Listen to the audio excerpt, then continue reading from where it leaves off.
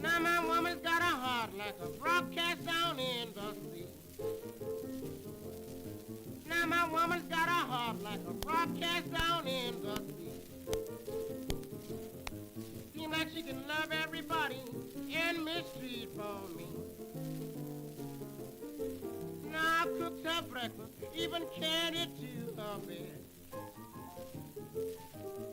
I cooked her breakfast, even carried it to her bed.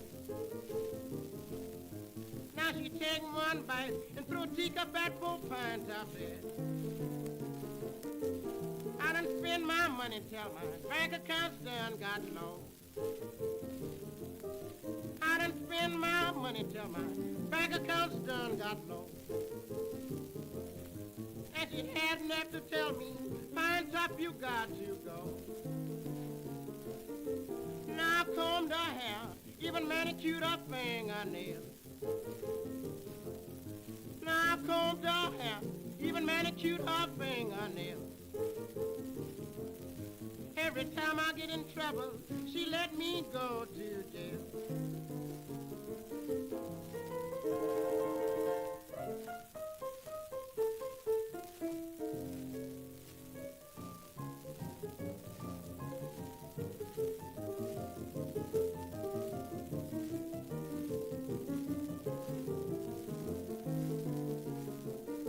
I'm gonna buy myself a graveyard of my own. I'm gonna buy myself a graveyard of my own. I'm gonna bury that woman if she don't let me in alone. I can't use no woman if she can't help me rob and steal. I can't use no woman if she can't help me rob and steal. Wake up early in the morning, can't eat a decent meal. I'm going down on State Street just to buy me a gallon of booze. me a gallon of food. 'Cause my best gal done left me with these pine top blues.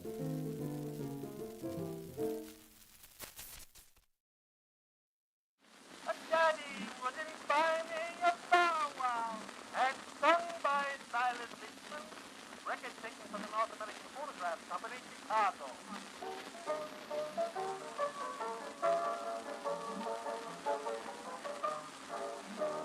I love my little pet, I do, the soft like silky hair. It goes with me to schooling day and sits upon a chair. When teacher says, why do you bring that little pet of yours? I tell her that I bring my cat along with me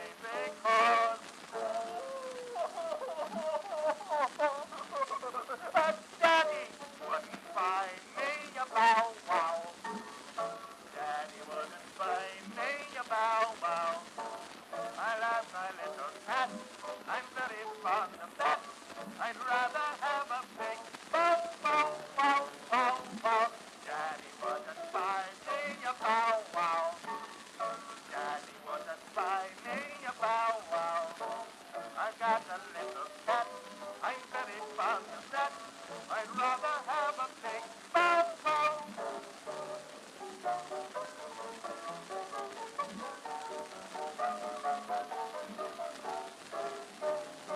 We used to have two tiny dogs, two pretty little dears.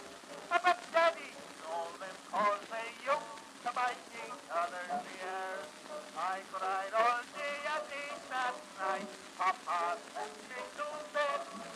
Mom and Dad.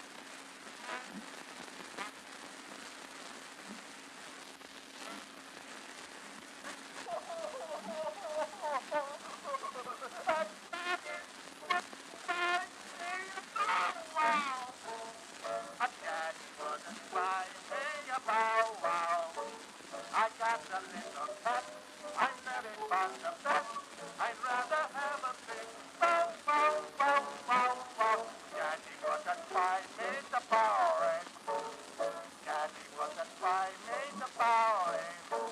If Poppy Jack was fun, it's empty of the sun. I'd rather have the bow wow ring.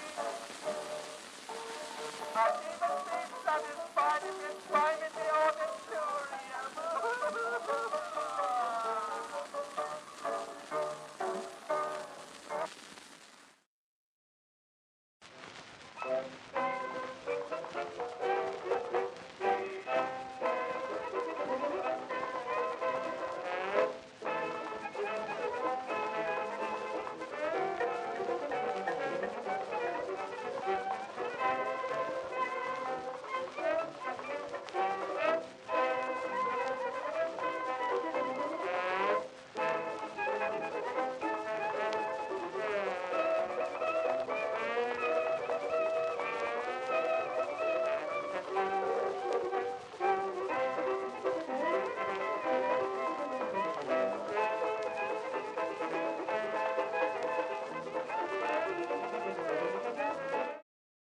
Hi, welcome to my platform.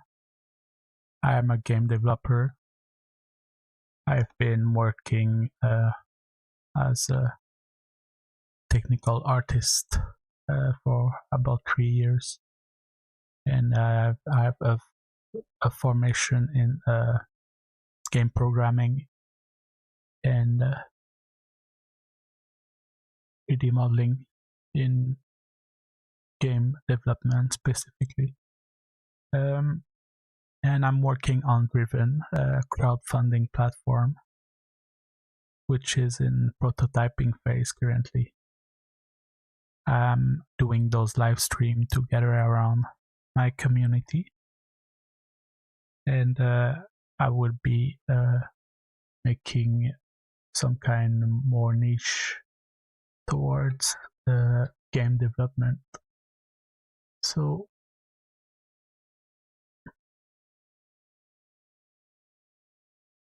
Driven is a platform for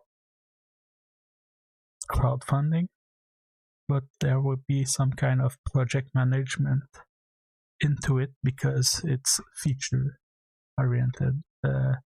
People vote for the features of your project, and there are competition between the features they can propose and vote for and against other features. And you collect part of the money, and then you can encourage the competition between feature and other things like that. People can propose features. There will be generic features eventually based on what features were successful in a past project and so on. I don't want to go too deeper because it's the prototype is not even there. But I'm looking for people supporting me and giving the idea of what is going to occur on Driven might engage you into supporting me. And I think what Driven will be is some kind of what I want it to be is a platform where people think of what they are going to comment, because I want to put a paywall like the currency vote on features. It's like microfunding, so you buy like a thumbs up, a thumb, and you can put a thumb up to vote for a feature, or a thumb down to downvote a feature. But I want to put like if you want to comment, when you put the thumb, you need when you put a thumb down, you have to comment why you put a thumb down and the solution for the project owner to your thumb down, to correct your thumb down. And that way people will think before putting thumb down. I always hate in YouTube or other platform like Facebook why people downvote or laugh at something without saying anything, without an interaction. Of course, they don't want to know. But Driven will be different. I'm aiming at a different kind of community that are ready to talk about instead of laughing at without engaging, changing why without changing anything. And I want to do that for anything that people post on Driven. Like you need to create your post so the community see it. You need to pay 1 thumbs up, for instance, and then people can upvote your post, which is separated from project, like a wall or something that would be unique to Driven, like a community wall, things that are not seen in Twitter, X, or Facebook or other social media. So it would be a bit like a social media crowdfunding platform made for people who are driven, who likes to do projects. And of course there will be projects that are more like hobbyist. Any kind of project will be possible. The processes will not replace like a Kickstarter, because you will be able to propose project to start a Kickstarter at certain moment, or use Indiegogo or other crowdfunding platform. It will serve especially to encourage people to keep going with a little sum, a microfunding sum, maybe help them work on their project and leave their job, or other things like that, helping them finding some kind of second revenue. Maybe we will see. And I want to, of course, it would be iterative.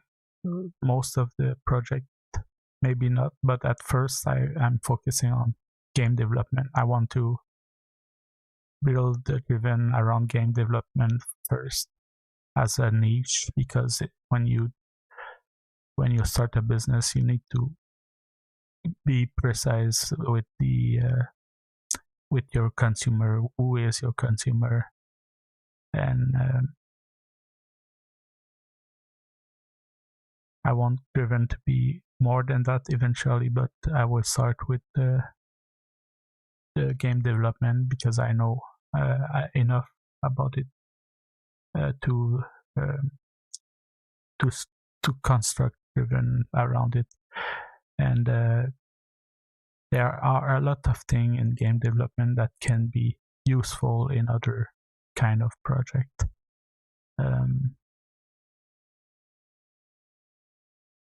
As we will see, I think like the GDD, of course, is specific to game development in the sense of it's for a team-based. It's a team-based document, but there are design document in other fields. It's very useful when you have a team and you need to focus on one idea and share one idea, because when you have a big team, let's say you have 3 programmers or 4 programmers, and they are not the source of the idea. Some of them are not the source of the idea, and they need to know, okay, I'm doing this task, but what do they want from this task? He's new to the team, let's say, and he will be stuck. Of course, you would like him to, if you are open, your project is open to anything, you would like him to be independent, but that will make a Frankenstein project. Like you would arm a weird arm and another weird arm and eyes that are not symmetrical. It would make something that is not a vision, unified vision. So you want like the GDD serves that. The design document, I think, is useful in many team project with a vision, but every project should have some kind of predefined vision at the beginning, so it doesn't become a Frankenstein with deformation as it goes. So what can I say else for Driven? I will be taking courses in February to March, I think, yeah, or February to April, and I will still be doing the lives. My course will be spread enough to give the live streams at 4 p.m. as usual, 4:30 p.m. And so Driven is still very slow, in a very slow process right now. I'm looking for investors, and the course that I will follow will help me will lead me to create the document needed for launching my business. So the prototyping is a bit slow. I put it on pause because I think there is some things I need to adjust before going on. I need people, I need the community, and that's why I'm starting the live stream. So today is the continuation of the theme, and I gathered yesterday the clicker games, idler games, and horror games that we will check today, and we will base our game on one of the theme, on the idea I will get by looking at the let's plays of any kind of clicker and idler and horror games. I don't want a mix of them. I want something to appeal to the group of people, the kind of people playing one of those style of game.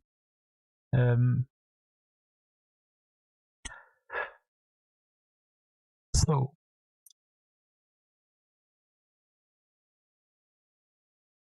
yesterday I did the documentation. You can find in the description. Also, there are links to my Patreon if you want to have one-on-one session where I can teach you specific things that are game development related, and there's a platform for tipping if you want to help me continue spreading the information for free. And there is the documentation I am creating while I'm making this game, and there is a getting started section where I'm adding stuff, that the stuff of the live session, and we are at the we did the market analysis yesterday, and now we are going to look at the different games in the genre that fit our needs, which is very easy to do games. And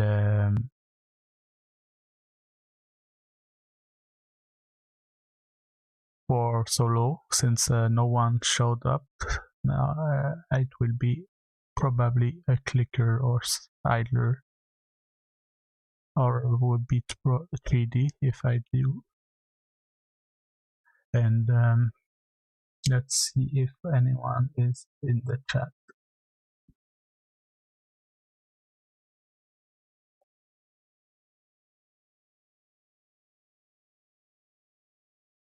And I will do the segment in a few minutes.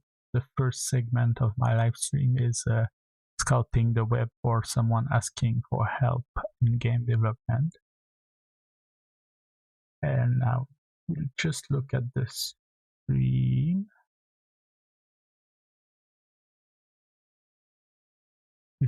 If anyone is chatting,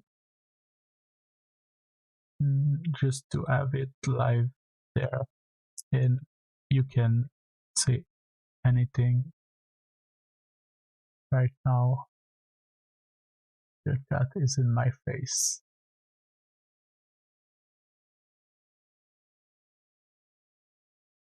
And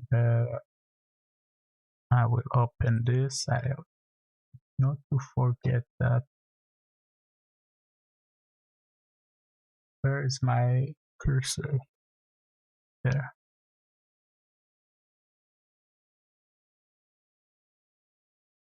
I need not to forget that you don't see my screen. Since no one is there, I always forget. Okay. I don't like the lighting.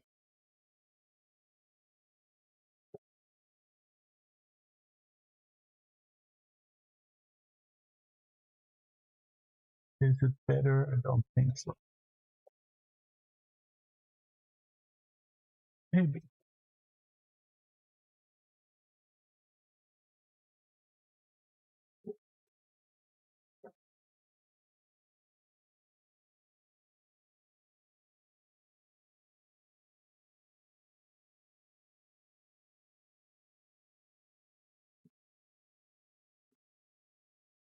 Okay.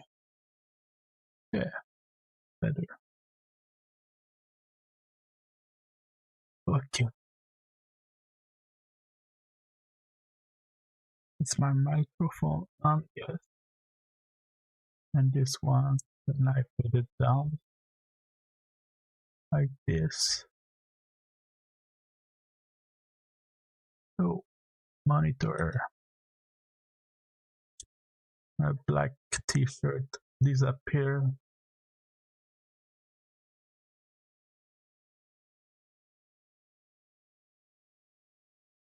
Okay.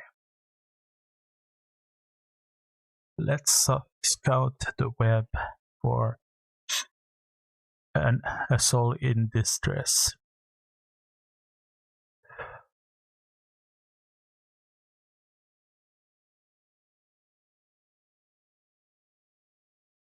This for the French stream. Okay, today I'm lost and worried on how to improve my game. How to get good art for game dev. How to write a GDD or a story-focused RPG. How to choose which languages to localize your game into.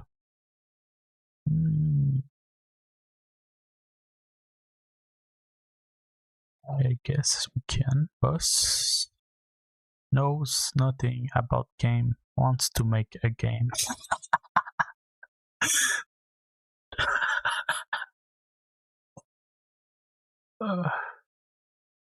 4 months post-mortem for a solo hobbyist's first game. Let's say that it's interesting. I developed a PC 4X space game on paper. How do I come up with a name of a game? Got quarantined on itch.io. I saw this not long ago. Blockchain-based MMORPG. Competitive FPS game. What are textureless games like Asteroid called from a developer point of view? Asteroid textureless.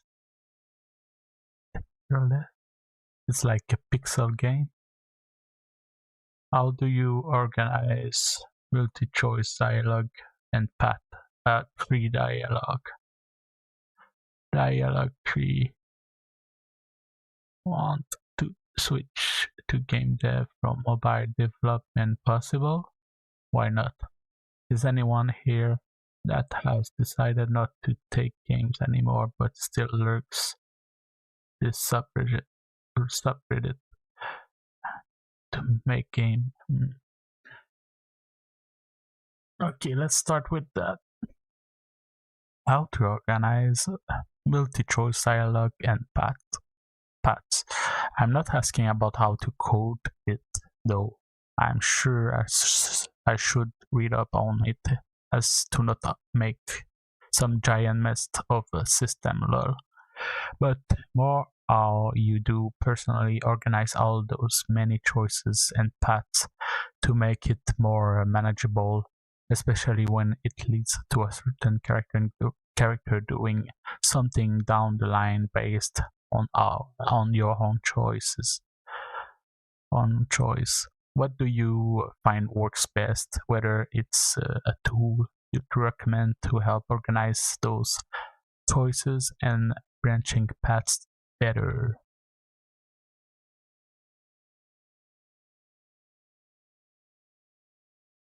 Spreadsheet, heading, marquee, dialog path.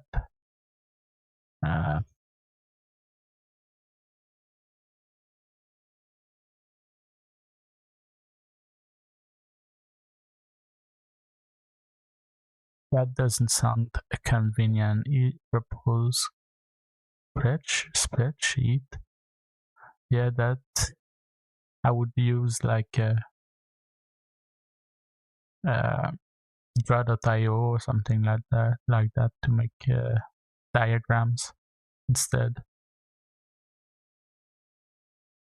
I will have to use a spreadsheet more. I mostly have a vague list of notes. That doesn't sound convenient. How do you proofread read your dialogues? Which line you should read next based on what choice was selected? Excel is very good for proofreading. I can read any line at any time and can easily walk between keys to see the progression. I haven't needed it, but a tool to walk through lines. Spreadsheet, it's cool because you can do some pseudo code into the cells. I did some spreadsheet for some time. One single index of player choices. If something is in the index, it must never be used for branching code the system. But I guess he's more like asking how to organize things rather than coding. What is this? Oh, it's interesting. Is it free?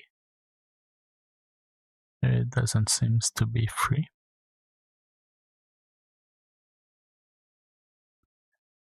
200, 3 project, unlimited member, unlimited guests.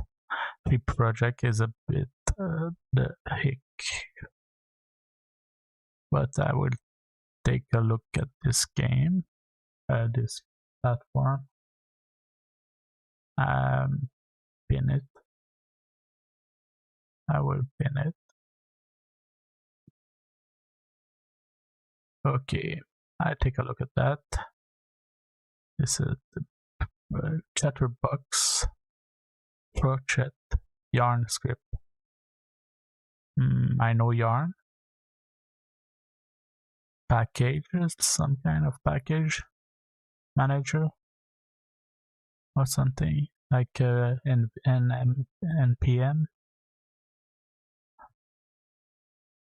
Chatterbox is a game maker implementation of the Yarn.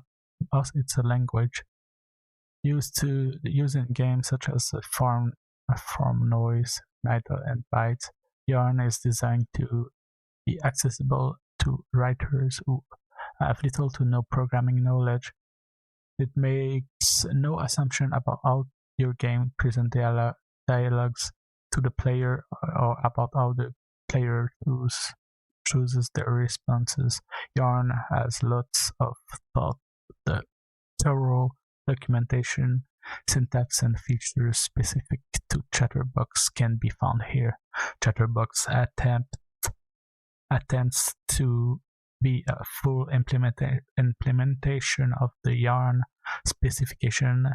If there's anything missing, please create an issue, and Juju will do his best to meet. Maybe it's not the same Yarn that I know. Yeah, I think it's not the same Yarn. The one I know is I really think it's like package manager something. Yeah.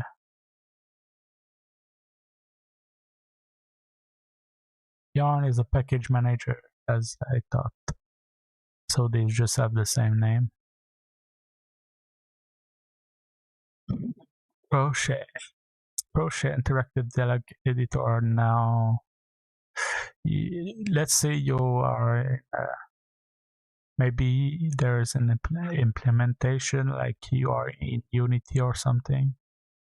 I would say use a dialog tree, and there are already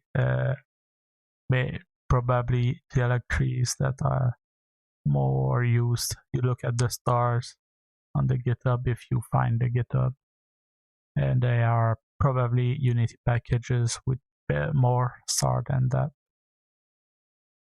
And I think I will answer this guy. Okay. I am answering from my live stream on game development.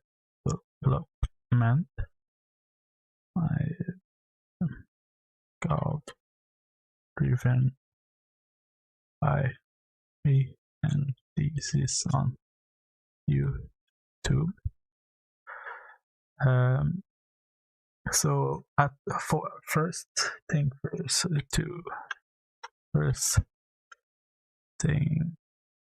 I think of is the process, the usual process of how do we call this? In French, it was analyse.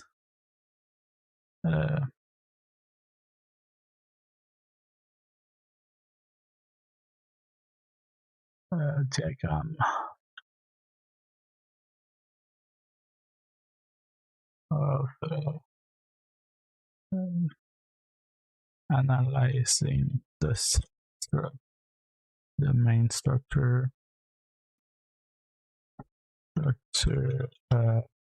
by using diagrams.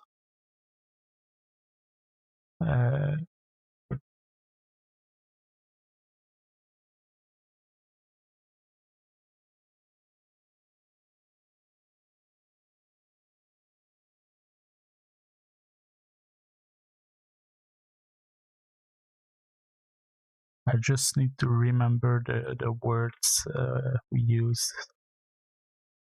I know that there's architecture analysis.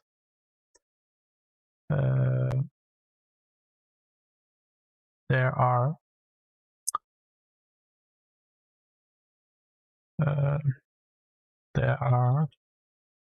conventions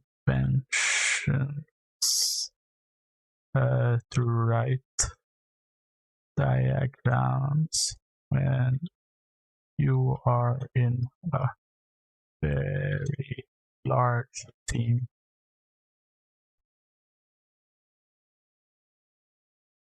But since you are alone, or maybe 2 or 3 guys, you can use draw.io on Google. Draw.io. Let's see what they did. Yeah, I don't like this one. I prefer the one on Google. It's the same. You can save it. Oh, it's the one on Google, but I don't know if it saves it in my Google Drive.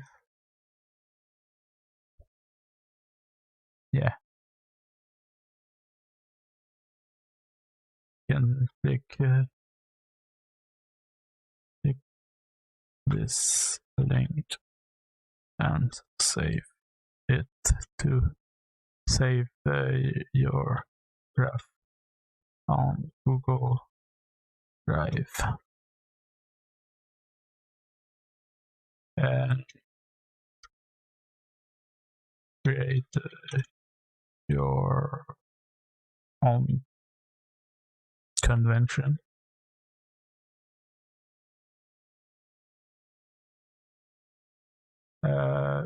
That I think the one if you are looking at the live stream, I think the one might be a flow diagram. I would check.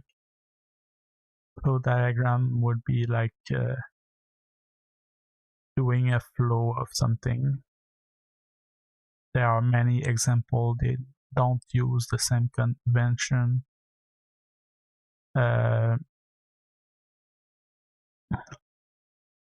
there are websites which give some kind of convention that you can follow if you want. There are workflow diagram. It's not really what you want, but a flow diagram, you will have like a yes or no path of them, and the kind of question you ask there is yes, no condition. The dialog trees, you can look at the diagram flow dialog trees. You can use I used in Unreal Engine, if you use Unreal Engine, the behavior trees, you have some kind of I don't know, I don't remember if it's behavior, it's called behavior tree. I don't remember. Yeah, you can, there are tutorials to create the dialogues using the behavior trees in Unreal, if you use Unreal. There are package in Unity similar to this that I use in homework that I did. Behavior tree, dialog tree tutorial, and I think it's this guy. Yeah, I did more. No, it's in my internship. I used this for the dialog tree.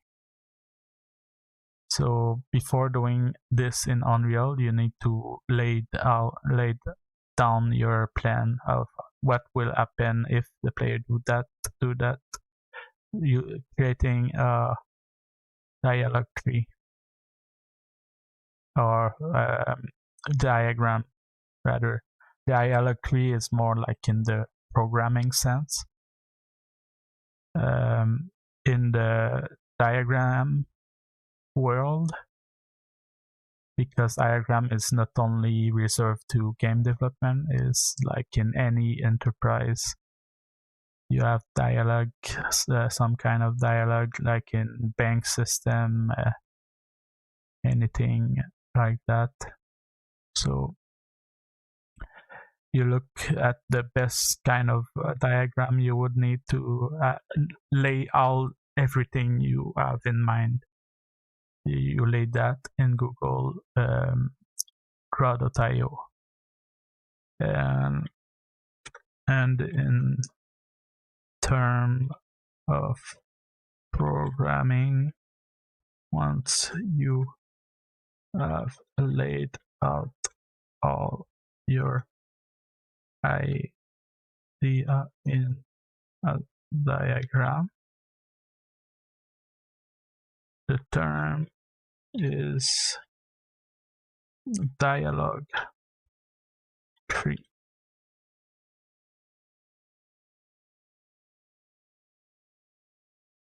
If you want more information, you can up in my live stream and interrupt me live.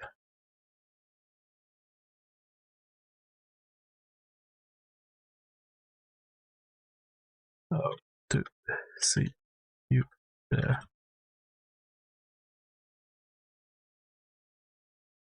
And if you want there are no, I don't think there are official analysis diagram. Maybe there are, but there are a website that I think it's Lucid Chart, but I'm not sure. They do a software for diagrams. There is of course Wikipedia will have some of the conventions. There it is. There's the structure that you can use. You can use the one that, of course, there are diagrams that won't be useful for you, but you can use the one you feel like it would fit best. I think that would be a flowchart tree diagram, because the flowchart, you have like yes no condition. It becomes messy, but with Rotot.io you can place and organize the tree structure.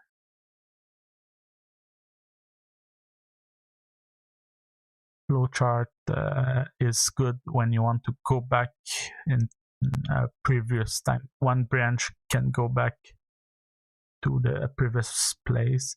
Behavior tree, you can link up, you can separate your tree into different tree that can be linked and go back to, because it's used in Unreal, the behavior tree, it's used for AI behavior.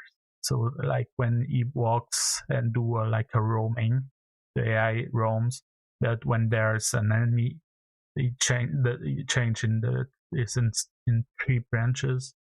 It changed the leaf to another action. So sometimes it changed to another branch because he start attacking. He does something else than roaming.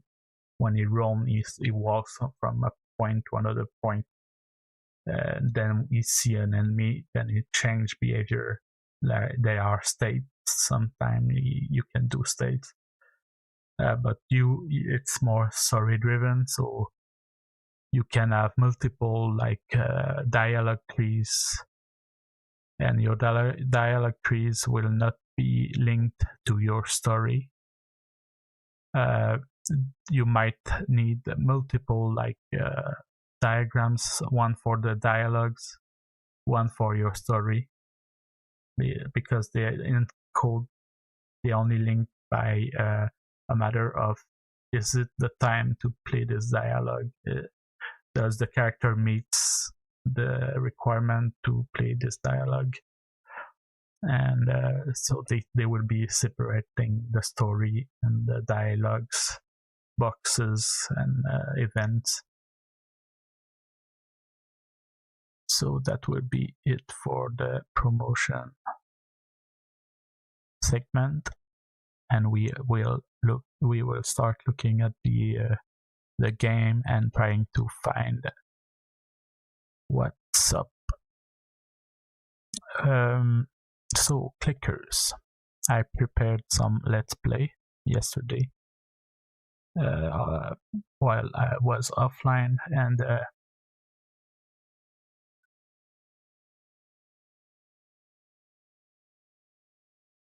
the process is that we will look at the let's plays and try to find ideas on what we should do, what people like when they play those games, what they seems to like. Like we see, like it's a very it has a good reviews. It has family sharing, which I don't know what is this in Steam. Family sharing. I don't know if I can look up what it is. Steam game. Family sharing. Steam families is a feature. I don't like AI with the percentage of hallucination. I will go right to Steam. Steam Families is a collection of family-related features. It replaces both Steam Family Sharing and Steam Family View, giving you a single location to manage which game your family can access. So it's like some Here it says family sharing. A lot of the game has family sharing. What it is what I noticed. So you need to take note that you might have to fit the requirement, Steam achievements, and it's a feature in itself. You need to take time to implement this and debug if you have bugs. So you can see that they all have almost all. So it might not be the reason why it's 89%. It could, maybe not. You can put it like in not a very important task, but you can see that family sharing is everywhere. So Steam family features, family sharing, access to all games owned by a family member. So you can share the game to your family members. So it might not need a lot of programmation on your part. It might be only like a case to tick in Steam when you push your game on the platform. Personal save game achievement and workshop access for shared game, ability to play a family member's game simultaneously. Okay, so there are no there might be no programming on your part. We will see with our game. So okay, that's done with the family sharing. So you might think maybe achievement is a feature to add eventually, like one of the last or less important rather than last. Let's see this first game, which is Rat Shaker. I think you shake a rat or something, which is weird. I don't necessarily like the idea as a game that I would play. Oh, by the way, That what we are also looking at is what we would like to see in those kind of games. So we need to feel comfortable. We need to feel like we want to do this game. So if we don't like this kind of limited range horror, idler clickers, we need to fit it to our needs. So what would it need to have for us to buy this game? That's what we will do. We will make the best clicker for us. So I finally was able to hook up the YouTube chat. I think it's broken. It's not working right. Like this. So up here.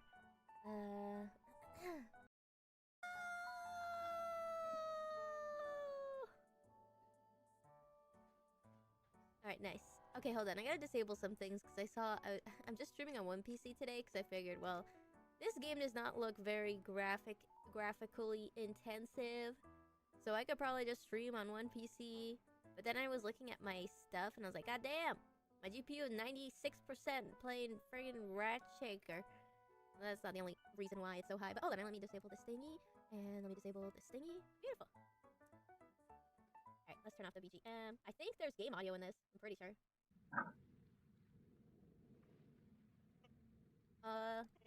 something happening? I can't move around. Is that normal?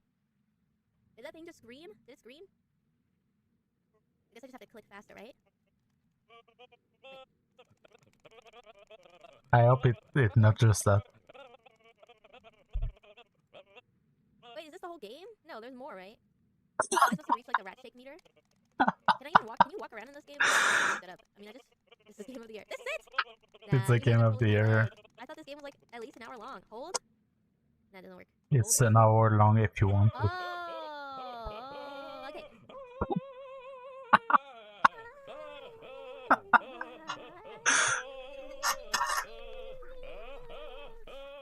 Okay. We're reaching maximum shake. The speed shouldn't be possible. I hacked the game, guys. Don't worry. We're going with speed. That's not what would make me buy the game. That hurts. Shake it. This is a workout.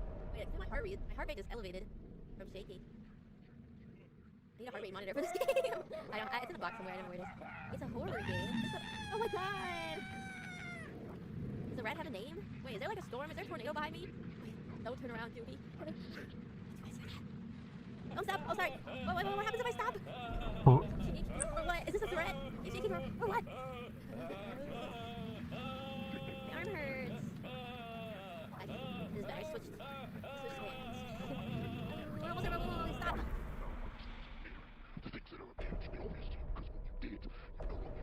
Huh? Taste? Wait, what? I think it's like a streamer game or something. Did the rat do something? Is this like revenge So for people some sin the rat has give this to their favorite streamer and watch them play a stupid game. So I'm just shaking for an hour?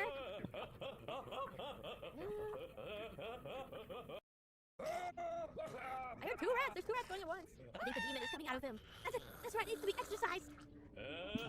Like this stray. Wait, she can move. Behind the house. To the sky. Question. Rat shaking. Of rats. I yield. You've broken my will, O great shaker of rats. The answers you seek are over there. Can I move finally? Beyond that hill stands a house that was not there before. A house that has no familiar shape. A house built. This is the nitty gritty of what we are looking for. What is interesting? Might at first glance it might not be the rat shaking, but what comes after that? Shake my rat to the sky. That might be why the game is popular. Okay, so you said the house behind the house. So that house, right? Compared to that house? Wrong way. No, that's shut up. Chatter trying to lead me astray. Can we throw the rat? It's like a stress ball. I wonder if you can actually kill it though. Oh, there's bees or something. Where is Shut up. happening. You can't take him. Inside, and there's no turning back. Is it You must find it. bees? Abandon hope. Ye who enter here. Well, I don't have to go It's some kind of a bit of an horror game. Stop it! And funny horror. Behind the house. Maybe I get to pick. I don't want to walk all the way over there and have to walk back, so I'll go this one first.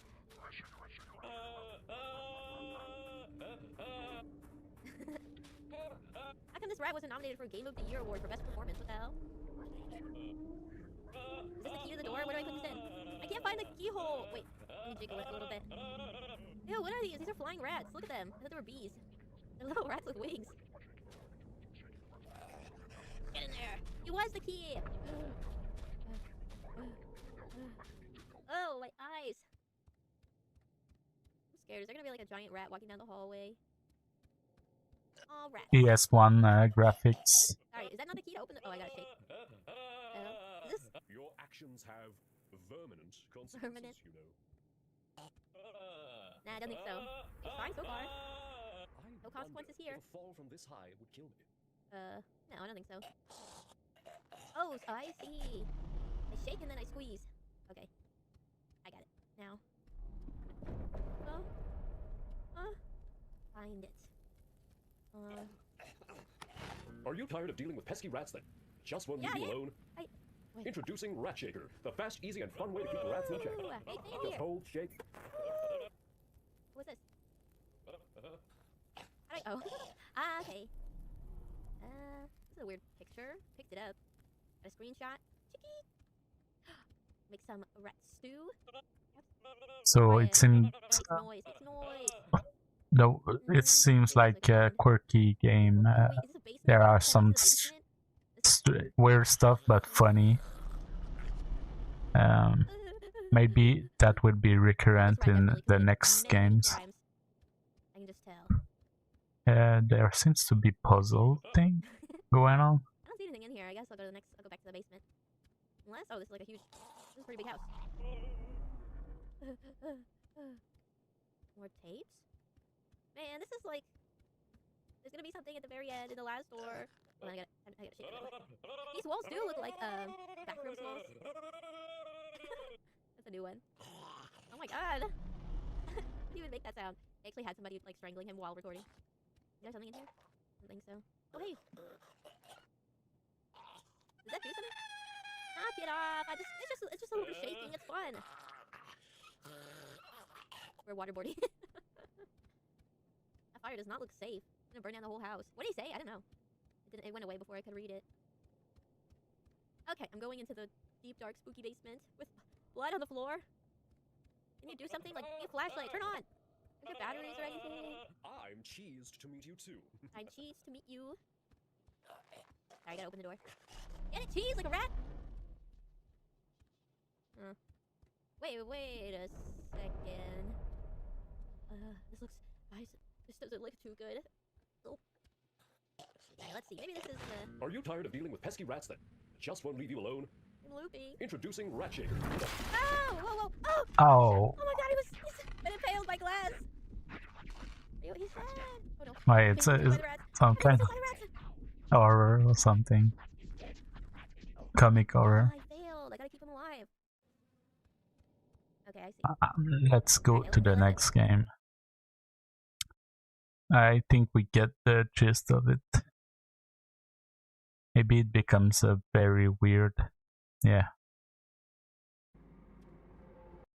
very scary.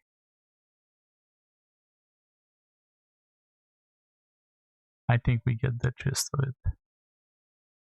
Okay, so next. This one, Cloud, Steam Cloud. This one I think you would need to check Steam Cloud how to activate it. It says your saves are saved on the cloud. So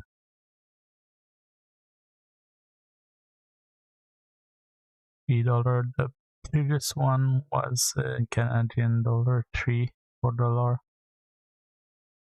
$4 and is it the same?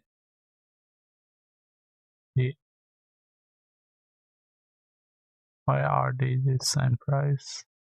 Okay. Dixiom. Dixiom is a short incremental journey about digging up ancient relics and building the greatest museum ever. Sounds interesting. It might be more closer to my kind of game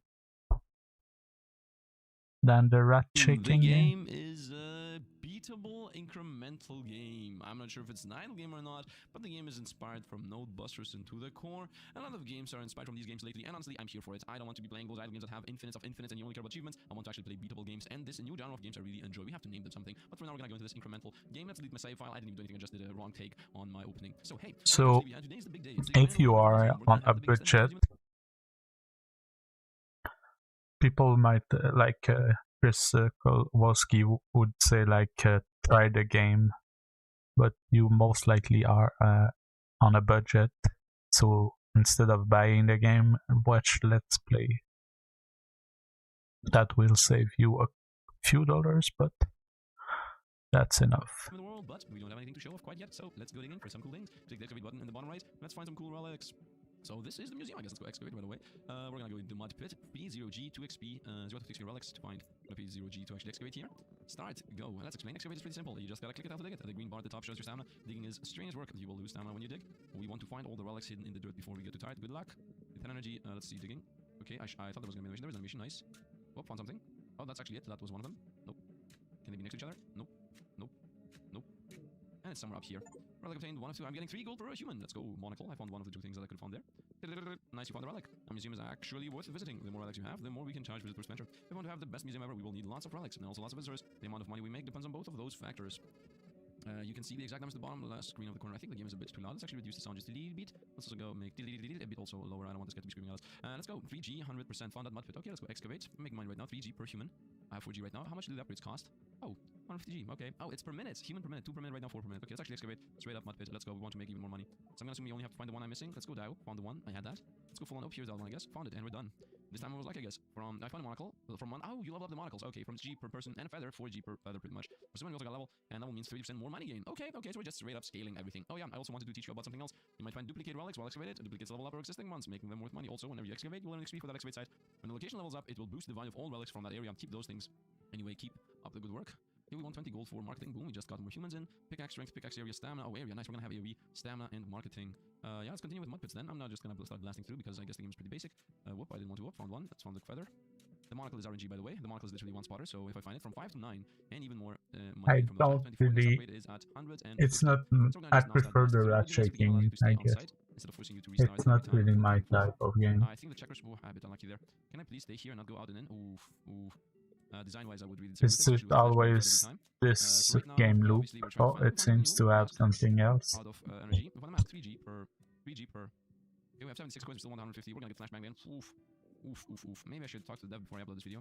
Or maybe just do the thing and then the dev's gonna watch this video and be like, yep, some mistakes here and there. 17 coins per person. We also upgraded the levels there. 104. Now we're actually gaining I money. like it when there are it's more realistic.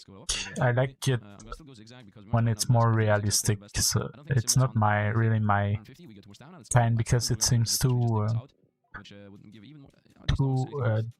unreal for digging stuff. Okay, this side's giving us a lot of money right now. I can even see how much we gain. What does the 68? Oh, that's how much money we gain from the feather in comparison to the rest. Okay, good to know. Next upgrade is at 200 and then 700. Seems to change there. More people getting in the museum. No, it's not my game. It's not my kind. Away from that. That's base money. Yes, let's take that. And there's a technology tree something. Yeah, let's go to the next one. So the node was 9.1. This one was 9.12. Do we lose or get? Does it get better? No, it gets worse. So the next one will be Gordlets, an easygoing sandbox game about building towns for cute vegetable folks. Create your perfect community, then watch as the Gordiets make themselves at home. No objective, no point, just good vibes. Play in full screen or let your Gordlets hang out at the bottom of your screen. I will take a little break and come back. After the break, we will watch the Gordlets. So give me a few minutes. That will be very short.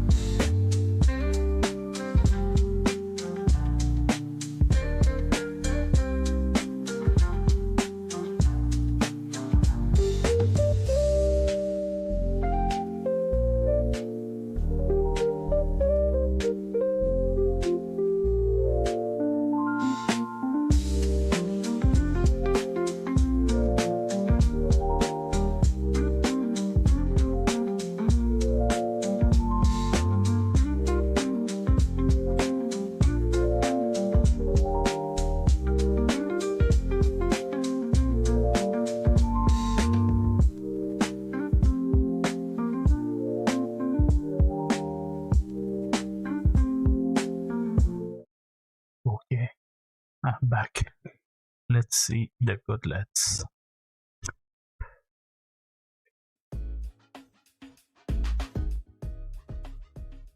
Hey everyone, it's your boy Kev. Welcome back to another KKS gaming video. Today we're playing Gordlets. So big shout out to Auntie Games and Future Friends for the key. Appreciate you. So I played a little bit of this before, during one of the Steam Express demos, and it's basically a cute city builder game with these little plant creatures called Gordlets. You build them homes and you build them a community and stuff for them to do. So yeah, let's go ahead and jump on into it. Basic, of course. Down in. That's it. Let's go Kevy Corner. Go with that. And yeah, let's play. Yeah, we're not skipping no tutorials. You know how it is. Hey, this is the island of Kevy Corner, the home of delightful creatures called Gordlets. As the person in charge of building up Kevy Corner, you probably want to know what kind of environment a Gordlet needs in order to thrive. Well, scientists have researched Gordlets for decades, and they have recently published their groundbreaking conclusion. Gordlets are just silly little guys. Because they're generally too sleepy and distracted to have much of an opinion on anything, they will thrive regardless on what you build. We tried explaining capitalism to Gordlets, but it made them feel too tired, so you don't have to worry about managing currency or resources. As Gordlets interact with things, they will passively mature, which will give you access to special items. Okay, move camera, zoom, rotate map, gotcha. Okay, this menu has building tools, gotcha. Continue, yes. This deletes things, yup. This deletes floors, yup. Town ledger, yup. This controls weather, seasons / time, yup. Screenshots, always gonna need that. UI preferences, oh yeah. This calls the Gordlet train, gotcha. This calls the parcel train, bet. This is the settings, cool. All right. So we need to build things. Let's start building a little extra space. Nah. I don't like that the resource doesn't cost anything. Let's put housing in a house here. Or rather than the here and a house here. Construction doesn't cost anything. I'm gonna need amenities. It's really cozy. To my liking, very too much cozy. Is there something going on? Welcome, Poppy. Say that. All right, so Mr. Racing inside, he's building some boxes. We can unpack. We can literally build each of the homes. Yo, that's really cool. Okay, the homes. So guest list. And let's go back to size. Okay. Right. So we got books, chairs, more chairs. I'm gonna unlock. I'm gonna open up everything. Seen a lot of books, so. Oh.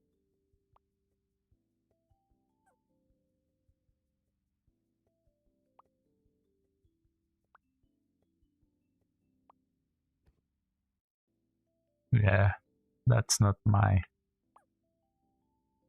cup of tea. Have like the most of. So I just made like a few. Let's see the next one. It has a high review. So a Twitch powered interactive cozy fishing idle game. Add as an overlay for your stream and let your viewer fish with commands. Oh, it's interesting, this one. It's interesting. $10. Reel in the lurkers and boost viewer engagement passively with a fun interactive game that runs itself while you focus on your content. It's interesting. Now what? How's this work? What do I do? What do we do? Wait, settings? Can I do like a... Oh, exclamation point fish. Okay, no. Channel points. Fish. Open dashboard. Hold on. I don't think you can fish yet. I guess we can, you know what, we'll do track command first. We won't do channel points yet. There, you have to do it again, sorry. Exclamation point fish. Okay. Are you guys fishing? Oh! Oh! Okay, pigeon cast a line. Oh, sushi's in line. Pigeon got a mackerel. Common. Haha. Get wrecked. Now you have 18 gold. Holy mackerel! Here we are. This is it. Lurk bait. You get in line to fish. Weird drawing of a fish. You got 11 gold for a weird drawing of a fish. Cool. Okay, if you want to fish, exclamation point fish. You're still streaming? I like expecting you to be offline. Yeah. Oh, you got a turtle? You gotta throw that back, industry. What the hell? It's a bit not. It's not my kind of thing to do. Already. To create. You can put in custom fish. It seems like it diverts the stream a bit too much. What I would do would be more like something that interact with the streamer, because it says like it's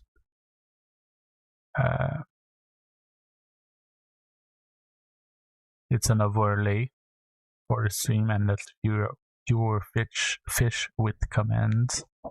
So you don't want the viewers like to be distracted with something else while you stream. So I don't really. I think another kind of similar idea might be cool, but it would be more interacting between the streamer and the viewers. So the next one, it's Farm Together 2.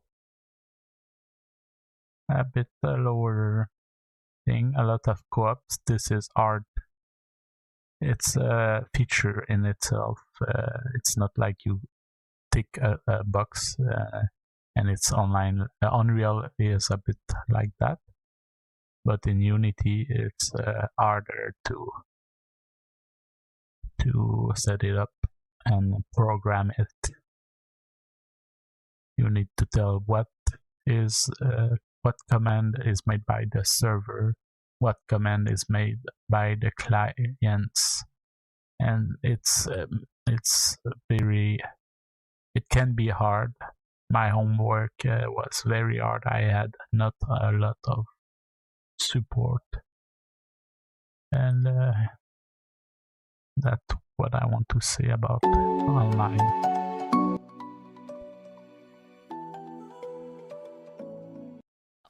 So it's in 3D too. It adds a difficulty where you have collision to test. Collision will not always work as you think it will. Also, there's a lighting that will be difficult when you're a newbie. You don't know about baking the lights, and if you put too much lights, dynamic light, it will lag. And if you make you mess up with the light settings, you might make it heavier than it should. You need to make tests, and you need to know how to deal with lights in 3D and 2D too. There are in 2D, even in 2D, the dynamic lights, you need to restrict the amount of them.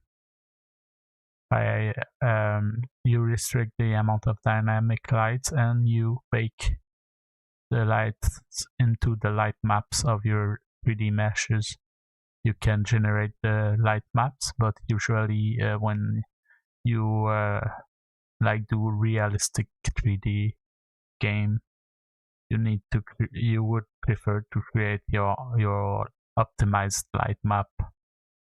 Your artists should learn how to create light maps. It's a second map you can add in 3ds Max and Company, Maya and Blender.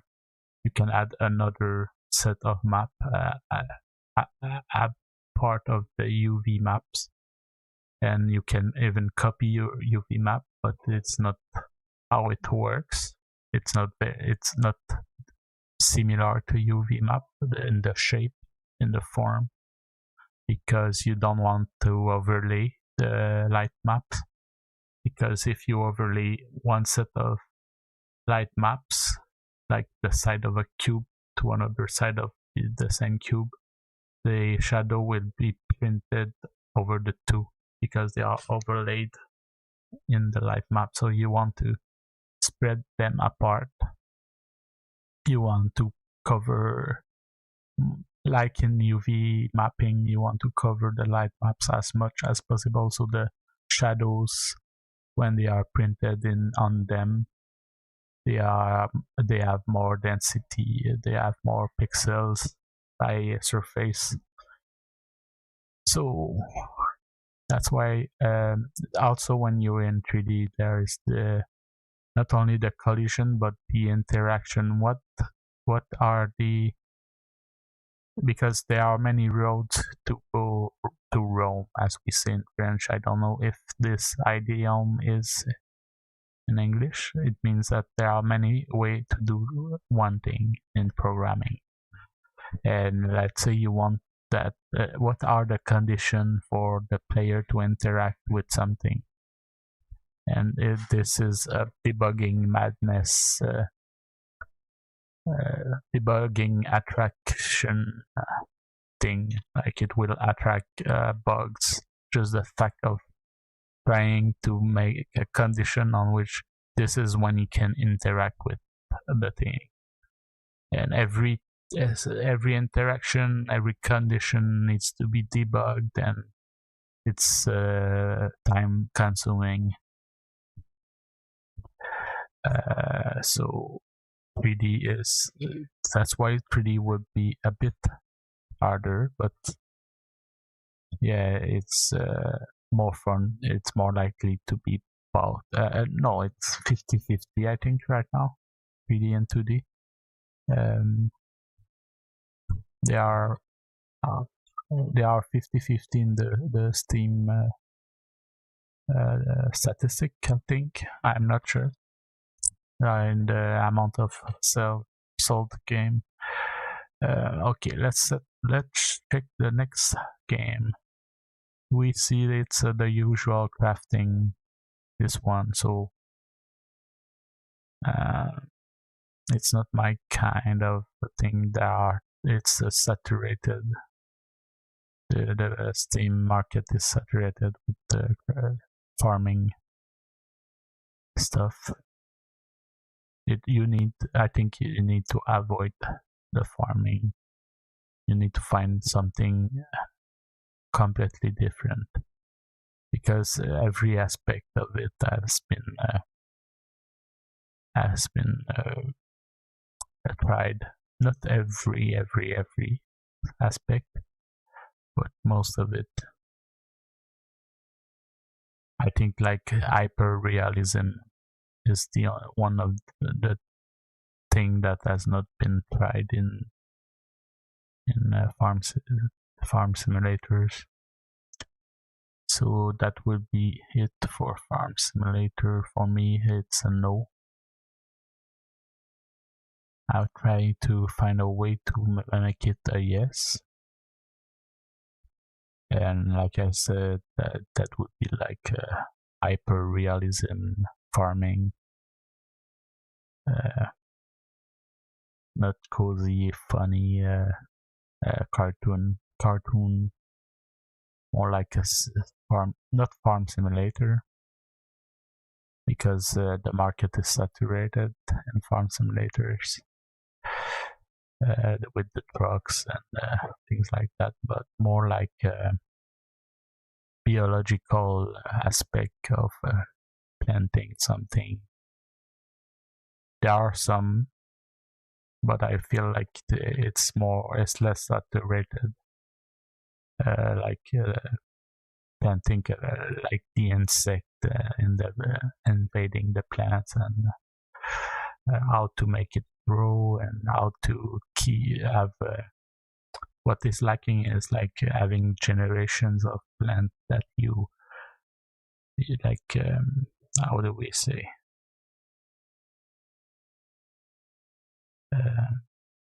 You take the plant. You control the survival of the fittest of your plant. This is missing. in this genre. That what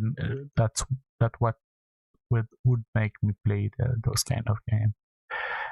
Fantasy map simulator, a bit lower in review than almost $11 Canadian. So let's see.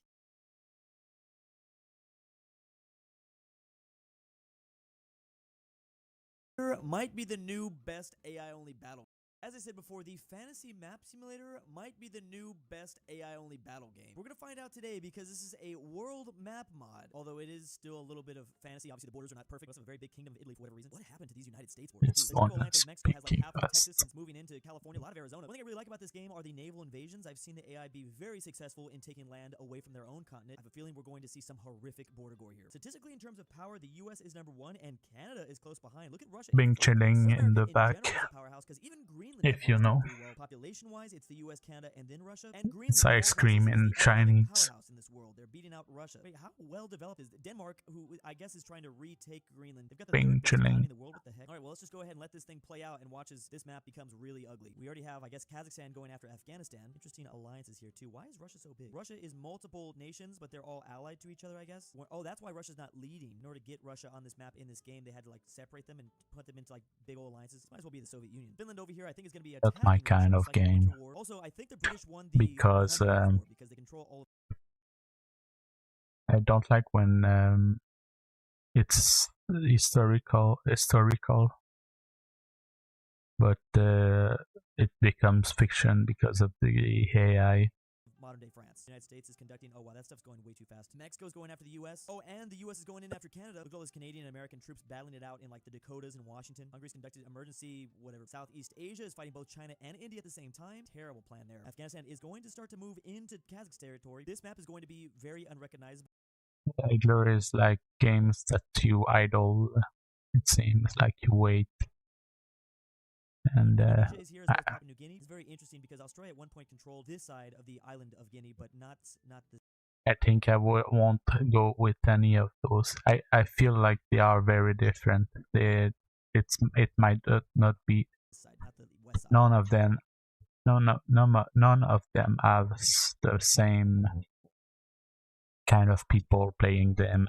I feel like it's different type of people playing different type of games. They are so different, and they are the top idler. So idler is not so much. It doesn't seem to be like a kind of game, a specific genre.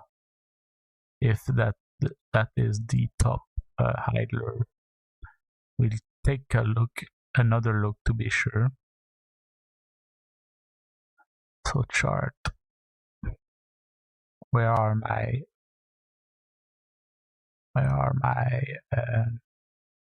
tags? Idler.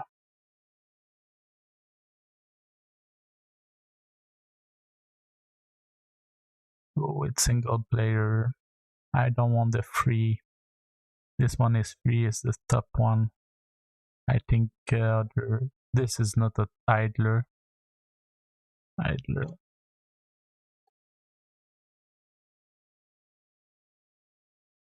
Why is the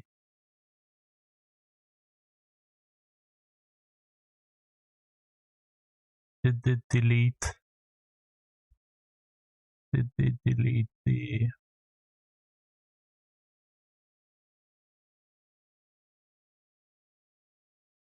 am I on the right website? Okay, it was another way. I think it's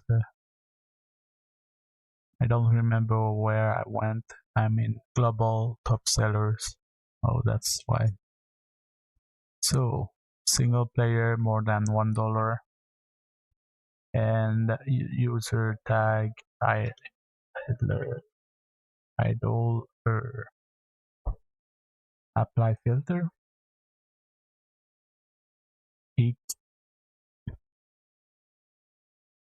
this one I put it in the clicker, but there it was like mixed category.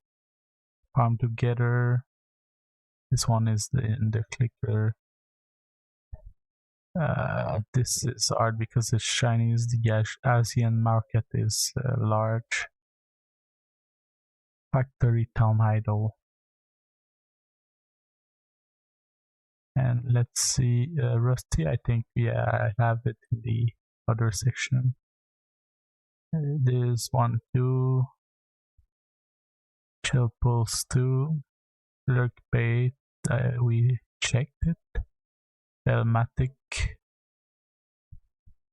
Loot Run. I think we don't have Elmatic, we don't have Loot Run. Fantasy Map Simulator, this Chinese game, Lucky Hunter. Those are starting to be badly reviewed. Not very badly reviewed, but the peak is not there. Online now. Maybe that would be a better. I will take the one I think we didn't have because we don't have a good amount of game.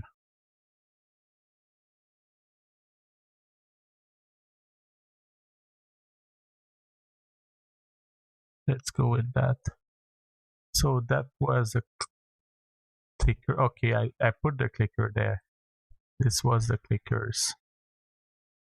Now I will add this. I will go to the idlers.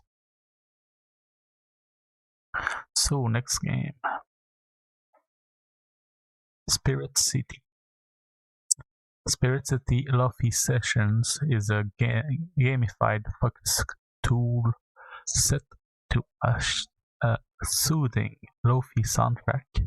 Discover and collect spirits, customize your cozy virtual space, and facilitate your real-life task with a collection of handy features designed to improve concentration and ease stresses. It's $15.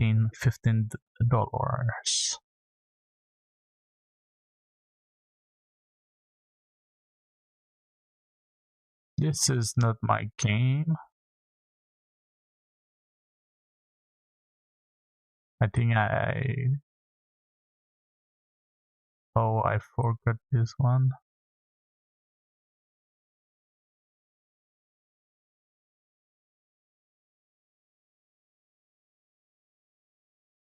I moved it, that's why. Do I have coffee?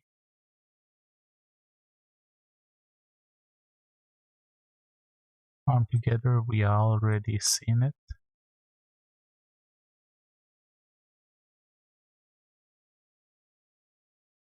Fantasy map, I have it there. Oh.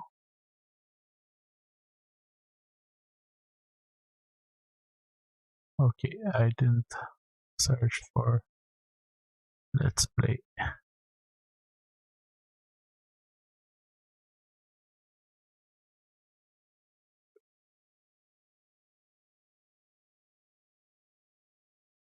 I closed it.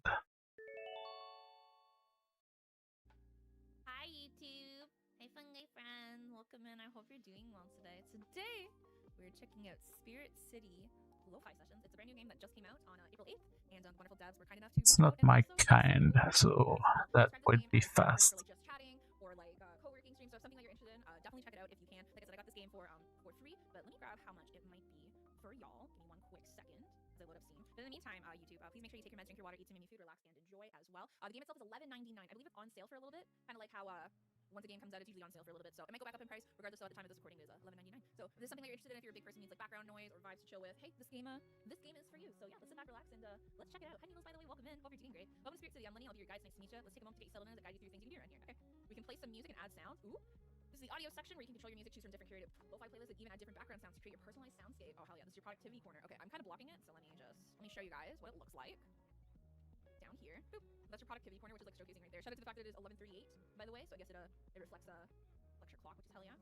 Then you can add little habits and stuff like that. There's a timer, to-do list, habits, and a journal. Very nice. From here, you can select where to hang out in the room, an activity you want to do, studying, reading, or even taking a nap. Set the day to your liking. Ooh, whether you're an early bird or a night owl, you can choose the different times of day that affect the lighting and ambiance of the room. Oh, this is cute. This is where you'll find your trusty spirit order from both the spirit desk. Inside, you record all your findings about different spirits you may encounter. Using different sounds, activities, and lighting will lure spirits to reveal themselves. This icon will glow if a spirit is notified when a spirit is discovered. It can take some I time, just want to see my mic. You will earn experience as you spend your time here, as well as using the various productivity tools. Discovering a new spirit will also give you a big experience boost. Oh, I'm definitely going to be using this as like a snuggle up 2 type of thing. You level up, award you a spirit credits. You can lock some customization options, customize the as well, and customize your appearance. Okay, and enjoy your time. Let's go customize our appearance. Nice. All right, so this is us. Oh, we look fucking cute. We look cute, by the way. Hi, Shush. Welcome in. I hope you're doing well today. Oh, I love it. Let's go. I love our little like head feature. We look cute. Oh, and you can change like your body shape. Perfect. We love that. Body shapes in this economy. I love that. I love this already. Oh, I look so cute. This is cute already. Ooh, let's be a little pink. That'd be cute. Right, I love game with we'll go with this one. All right, the hair choices. Ooh, we got a lot of hair options. character customization that are I can't that one's cute as well. There's Hedgehog. have Yay! enough. Love that. People hate it, but I can pass more time creating the character than playing the game. Choose the sidewalls. Oh, you can customize the desk, the chair, the sidewall decor. Wow. We'll choose this one for her. I like the nighttime vibes too. Weird, buddy. Oh my god, look at this little guy. We got Goofy, guys. Guys, we got Goofy. The only thing is that character customization is a lot of trouble programming and debugging. This probably would solve your PNG tuber conundrum while co-working. There's a little description about them. Have you ever thought to yourself that your desk looked a little cleaner even if you swore it didn't? You might have Goofy to thank for that. This spirit travels across flat surfaces, sucking up dust, crumbs, and loose objects to digest later. Despite their vicious appearance, Goofy leaves no residue, so many people welcome having one in place of a vacuum. Just be careful where you leave your stapler because this Uzi's eye does not discriminate.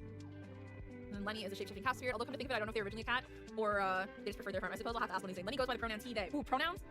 Pronouns in this game? In my Character customization is not the worst. It's easy because you have the result. I made a character spawning system, and every character had a different face and hair, and color skin and clothes. And sometimes there was bugs because the set we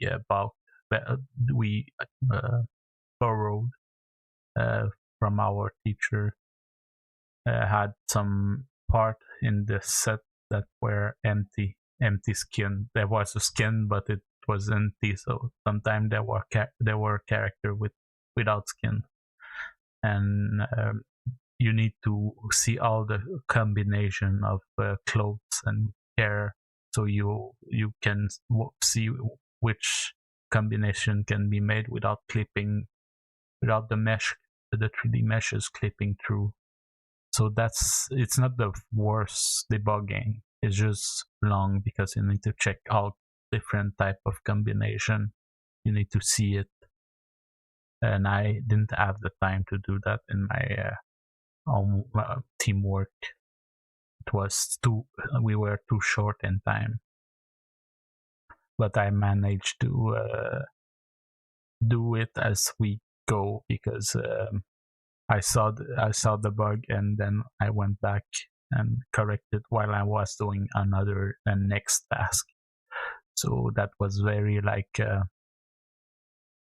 building the game, and like you are in the video of in black and white, like 100 years old video of a guy in front of a train, and while the train is advancing, he throws a block of wood to remove something in the track. It was like that.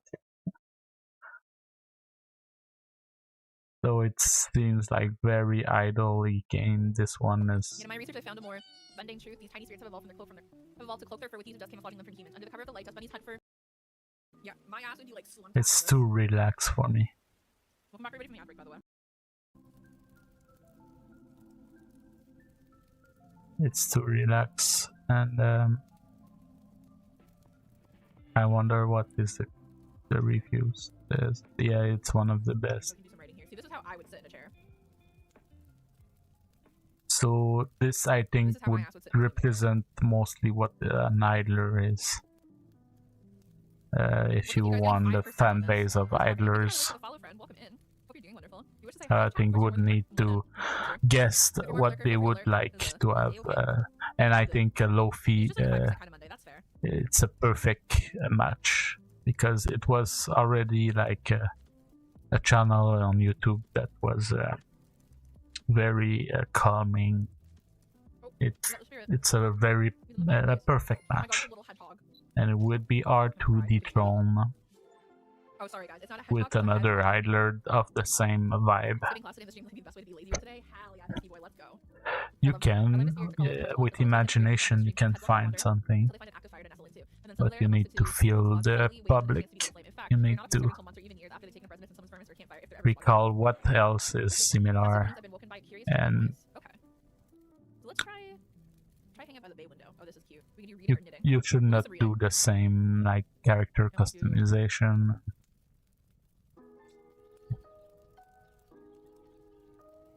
This game needs a house hippo? God, it does. I think I wouldn't. I wouldn't be. I would be able to like guess what would be useful, but it's so much not my kind of game that I shouldn't go further. Rusty. Is it Rusty? Retirement.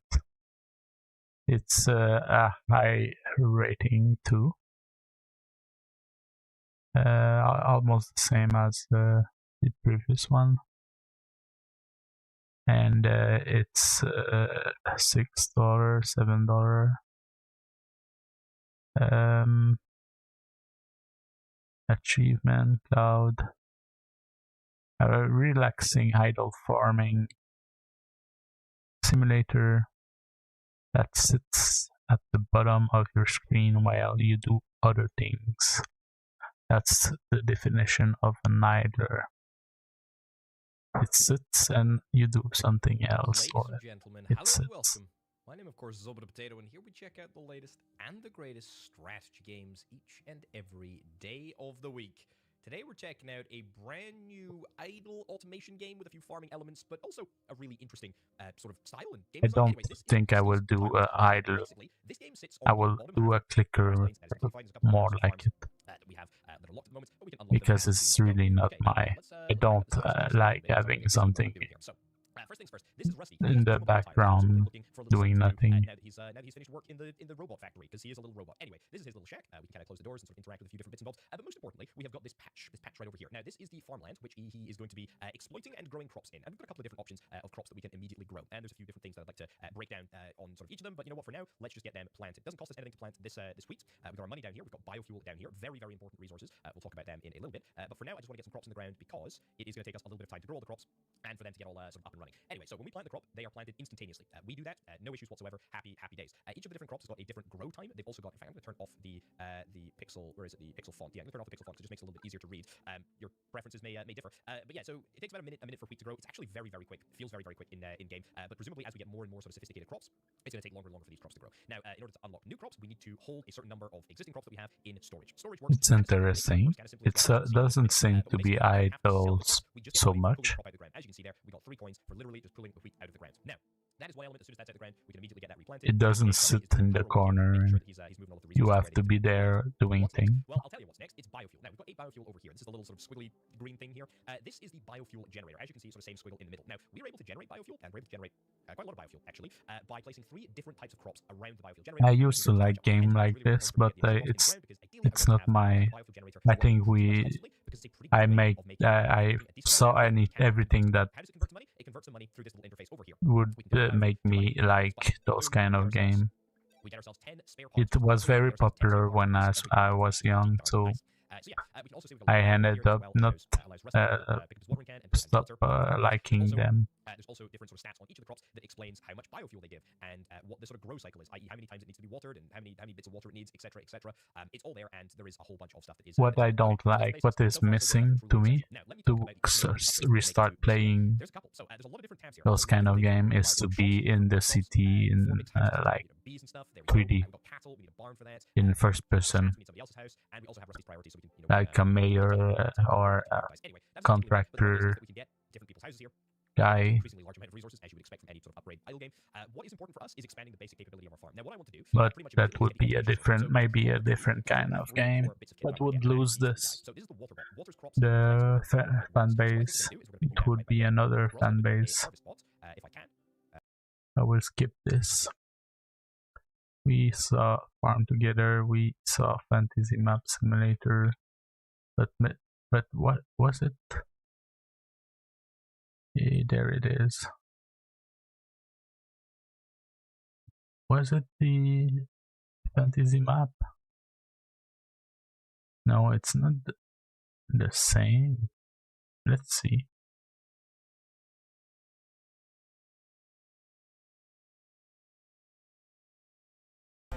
Hello YouTube, many of you know me as the Asgard's Fantasy Map Tutorial Guy, and I am here today on a program that, despite its appearance, is not Asgard's Fantasy Map.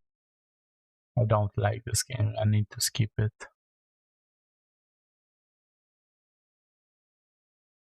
I don't like to, I've stuck with the visual that don't change a lot.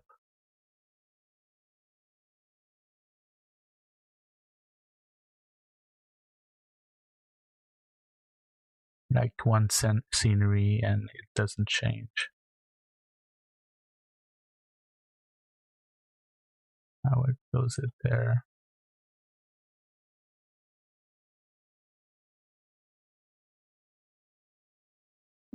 Hello everybody, Swift here again, and today I'll be playing Notebuster. The game is a short and sweet incremental game. What that means is we're gonna be scaling in strength and insanity, but the game is also short, so I think in 2 to 3 hours we're gonna be fully done. So I decided to do a full-on playthrough on this to see how it goes, and yeah, if you want to get the game at $3, you can literally play alongside me and see if you can outrace me or not. That could be a nice thing to do, or even just chill and vibe over here with us, as the game is very chill and vibey. Let's go into a new game. I have played the game before, so I know what I'm doing. Let's go into this.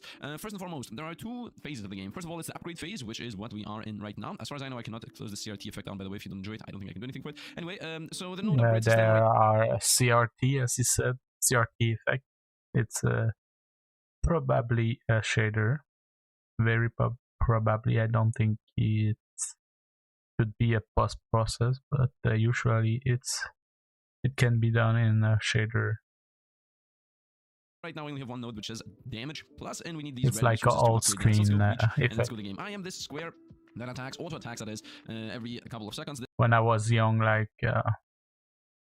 before 2009, there was a lot of CRT screen, cathodic tubes screen with large back, and then after 2009, I started to see this less and less, and now everything is flat screen.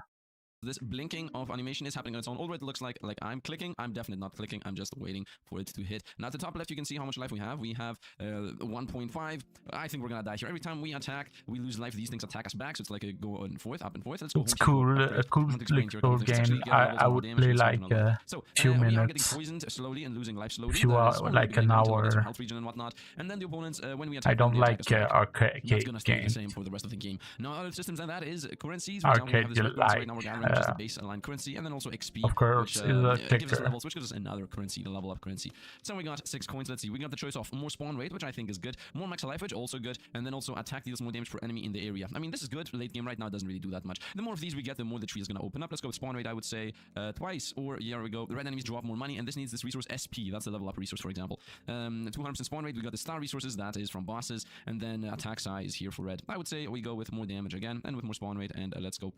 In general, the main idea is we want to be just getting upgrades more and more and more. The better. Now, this is not a race per se, but I think 3 hours how will it be done, goes. especially now that I know what I'm doing. As I said, this thing like attacks at on its the own. end.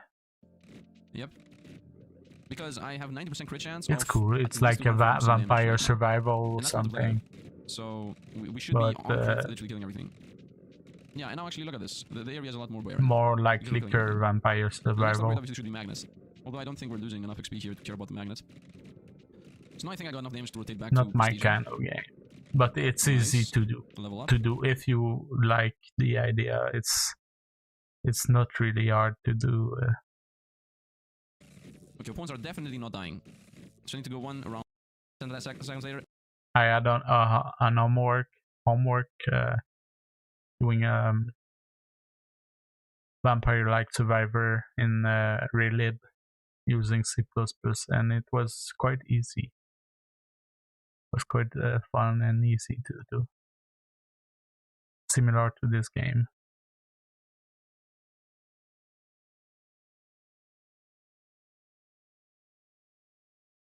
Ukoro.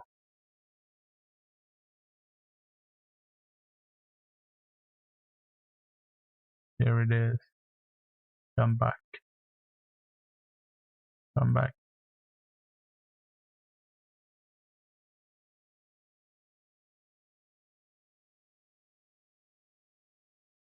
Hey, how's it going, everybody? How's it going? Look at all you. Look, it's not an Atlas stream.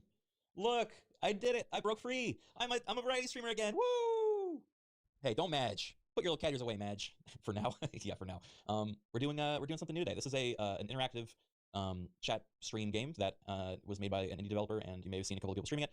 Basically, the whole concept is, I think, using chat interaction. You guys are able to appear in the game, and then I fuck with you. I don't really understand where I come in, but it seems that you're the content, cool. and I just kind of like. So it's another stream. Ukoro stream. Chat games is a collection of 20 games from 2D shooters to tactical RPG mini games with I engage for your Twitch community.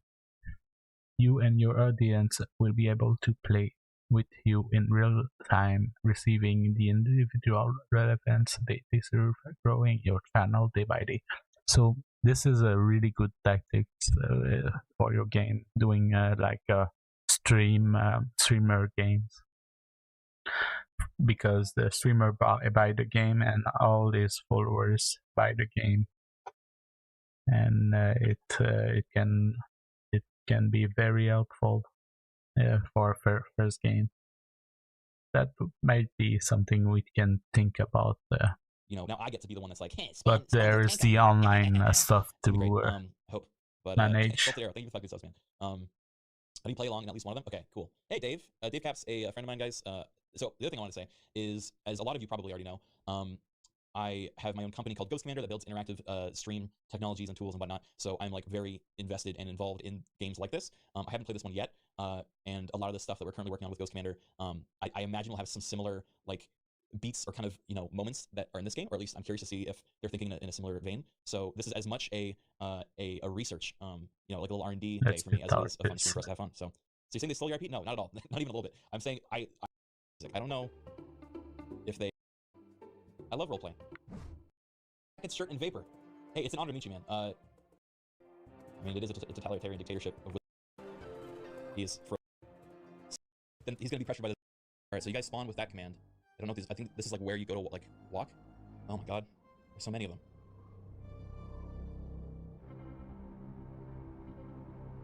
Thank you for the sub, big man. Yeah, right now it's sub only because we have a fair amount of people in here. So. I like the idea of streamer game, but I don't like this. I wouldn't play that. What is this? God.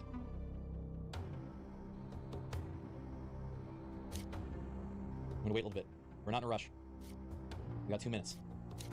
I think that like that would be interesting. That make me think like paper please. Some kind of thing like that, paper please stuff, but with the people. I will go to the next. This one we saw it. This one too. It's the same. This one we saw it. So that will be for the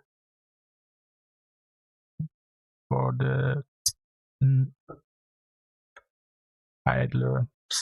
That will be it, and I will do the French stream. I will go over the horror game in the French stream and those games. So if you want to take a look on the next games, you can hop in my French version, and you can find it in the description below in my website, Mehandises.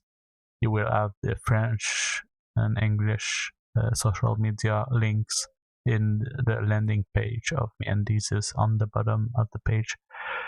You can become a Patreon if you want to support me full time, or give me a tip on the platform in the link below. If you want to participate to the documentation, you can, but I guess you will have to take my lead. And that would be all for tonight. Thank you for watching. See you tomorrow. Tomorrow we will start the